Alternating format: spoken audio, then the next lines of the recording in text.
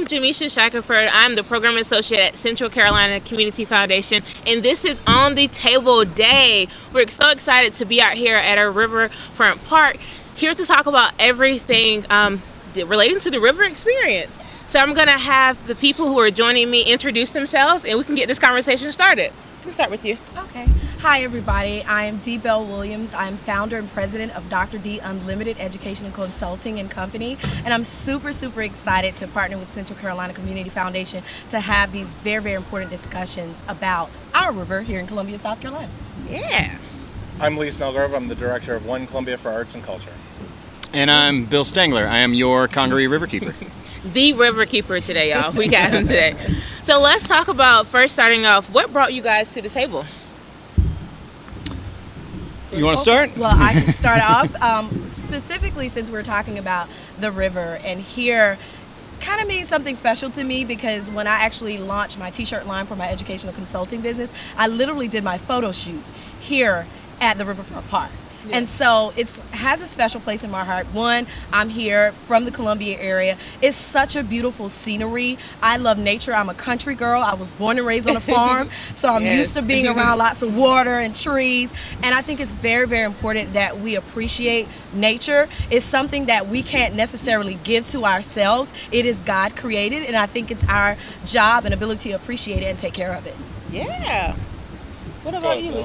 Go, Bill. Yeah, so this is the second on the table thing I got to do today. I got to have a really neat conversation about conservation. Try and say that 10 times fast. But earlier today with a handful of folks at Riverbank Zoo. But being here today, here at Riverfront Park, it's a place that we have a lot of conversations with folks about our rivers, about what's going on with them, about the work that we do. And so it was just really fitting that we got to have this extra conversation here with you guys about it too. So that's why I'm at this table. Awesome.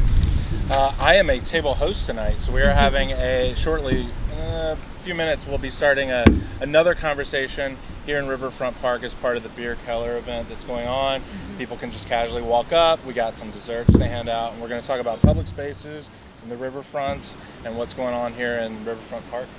Awesome. Well, thank you guys for joining us today. So let's hop into it. So when you think about the river, what are some ways that our community can enjoy what we have here?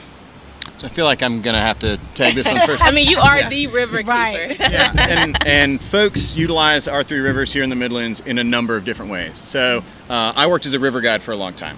And that meant I got to take people paddling. So we have a fantastic whitewater community. Past a couple of these islands, you've actually got some amazing whitewater rapids on the Saluda, some of the best urban whitewater in the eastern U.S. You've got class 2, 3, and if they're letting water out of the dam, class 4 rapids. You've got some amazing urban fishing. You can catch trophy-sized rainbow and brown trout in the Saluda River. On the Broad, you've got, it's less rapids, but you've got an amazing stretch of river upstream. It's really pristine, but you've got the rowing clubs. You've got folks that are doing rowing, little different boat action than whitewater paddling, but you've got beautiful things like this entire greenway that runs along the canal. And you've also got the Congaree that forms right by that bridge there and runs 50 miles past our only national park, Congaree National Park. So you've got these greenways, you've got these public spaces, you've got paddling opportunities, you've got nature viewing, birding, outdoor photography, all these different ways that folks interact with our rivers. I like to say, these rivers, they played a really neat role in our history as a community. Yeah. It was transportation, it was industrialization. We've really shifted now into kind of the recreation phase, and these rivers are so tied to our quality of life here in the Midlands. Yeah. And that's how people get out and enjoy them. It's a number of different things they can do, but they play such a huge role in shaping our community and our character. Yeah, thank you for sharing. So when you mentioned quality of life, so can you two speak about how we can use our rivers to enhance our quality of life? I think or that how you've used it before. I think that that's a very good question because we don't think about how a river can enhance our quality of life. Typically, when we think of rivers, most people think about like how it enhances just the city or nature itself. But it's a beautiful place to come walking. You can breathe in the fresh water. The oxygen from the water is really good for health purposes. Also, you can bring your pets, your children, have them have an amazing outdoor experience. Of course, you all know the statistics that talk about the U.S. being like #1 for obesity. So health is very important. So Yeah. coming out to the river and walking, exercising, playing, getting our kids out from in front of the television and the games, and actually coming and experience nature. And also as an educator, it's a wonderful place, especially if you're a science teacher or if you're into geology or different things of that nature. You can come out to the river and teach. You can actually bring your class for a field trip and teach about nature, natural resources, and how to understand how the river works with the overall ecosystem. This is an outdoor classroom. Yeah, absolutely. Outdoor classroom. I love it. And it's public space, so it serves in that role of connecting us, where we might encounter each other in real life, and we might, learn more about each other. Lots of different people use the parks. They come here. I think Bill and I've talked about this in the past, that I think that the rivers are kind of unique to Columbia's identity in a very cultural way. So they are part of who we are as Columbians, and therefore, there's good reason to be here with different kinds of cultural performances, cultural activities, public art, time to get together and just experience who we are as Columbians. Yeah, and talking about those kind of different events that bring people together, I mean, where we're at right now, this is an event that's really neat. I love this thing that came together last year. Karen with the Park Rangers, City of Columbia Park Rangers, said we'd love to do more events, bring people out to Riverfront Park. Yeah. My organization, we used to host a music festival out here, and there were a couple other events, and every time we did the festival, people come out and they say, I've never seen this place, it's such a great park. And we had to move it after the 2015 floods. The stage got washed away, it was a whole thing. And there weren't a whole lot of events happening, and so Karen said, I'd love to start doing some beer garden type stuff and doing some nature walks and guided tours. And she kind of said, well, who do you think would like to do that? And I said, well, let's talk to Scott from Beer Keller. And he loved the idea. He was like, I want to be able to highlight these kind of public places and bring people together in this traditional idea of beer gardens. People coming together as a community, drinking good beer, and doing that. And so that partnership has really blossomed into these regular events now happening in the spring and the fall. Yeah. And this is what it is. So all these people hanging out at these tables, hanging out in the hammocks, hanging out along the riverbanks, doing all that stuff is because there was this collaborative effort to open up this public space to new types of ideas and events.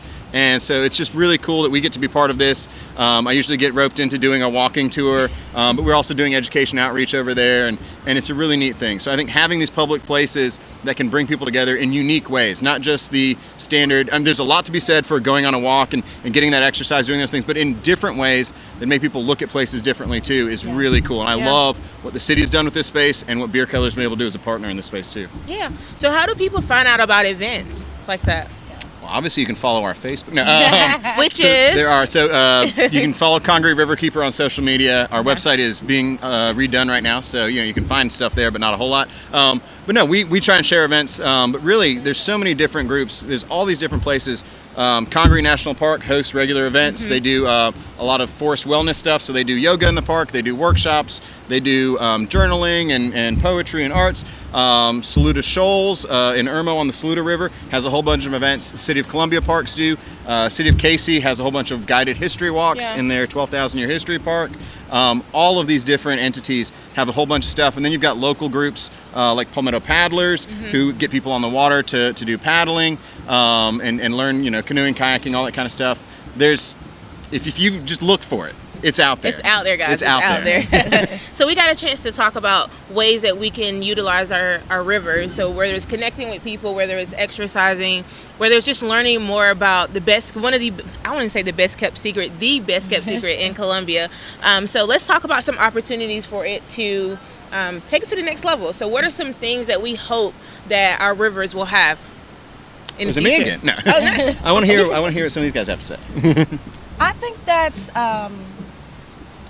something worth investigating, even, as I think about education. Of course, I'm going to always go back to that. It's the teacher in right, you. it's the educator in me. So it's like, I think that more partnerships with our school systems to help them understand the necessity of the value of this beauty that we have here.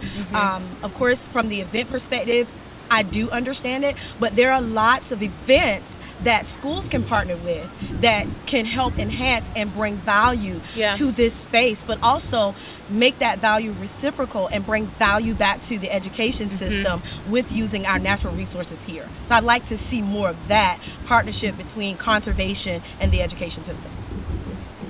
I think that one thing we've talked about for years, and there was a program called Do Good Columbia with the Richland Library that explored, what are some ways to create more access to the river. So definitely access, creating more access, better access, improving the access points we already have, building the awareness of folks in Columbia that their rivers are fantastic. It took many years before I ever got in a tube on the river, and all of a sudden it sort of dawned on me, like, I had this the whole time and I was missing out. Right. Yeah. I think people need that first experience, so we need to create the access that they can get that first experience. There are lots of opportunities for cultural programming in these spaces, utilizing these spaces we have and in different ways so that more and more people keep coming to the river. Anything you want to add? I worked as a river guide for several years, and I spent a lot of time putting people on the water. And one thing that I experienced over and over, whether folks were visiting from somewhere else or were locals who just never done it before, if you let someone experience what we have here, whether it's running down Mill Race or exploring the Congaree Swamp or taking a trip and seeing the spider lilies on the Broad, if you see what we have, you want to become an advocate for it, you want to fight for it, protect it, and you love it, and you get addicted to it, and you want more of it. So I think, that access and that opportunities for people to really experience this is a huge part of it, so we need public investment in that. At the end of the day, the mission of my organization, the basic fundamental idea is that these three rivers belong to each and every one of us, and that we have a responsibility to protect them, but also to enjoy them. Yeah. And so that's something that I really think is important. Let's get out there, let people experience these rivers, and that means public investment in things like access and parks, but also in the infrastructure that we need to protect them. Yeah. So and the knowledge base to use them and use them with the right stuff, the right knowledge and things like that. That's why we partner with so many people to do water quality monitoring, to do trash cleanups, and to try and get the right things in place. So a lot of things to do. Yes, a lot of things to do. Well, I want to thank you guys so much for joining me today to talk about how to enjoy the river experience. You guys, if you have time right now, Lee, you said your on the table starts at 7? Yeah, right at 7. Right at 7. What would you guys be talking about again? We'll be talking about the riverfront, so we'll be talking a lot of the same conversation we're having here. We'll also be talking about public spaces, why public spaces are important. Yeah.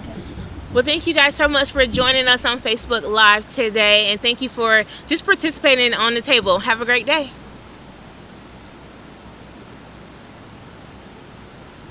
Awesome. Do we get any ospreys flying over?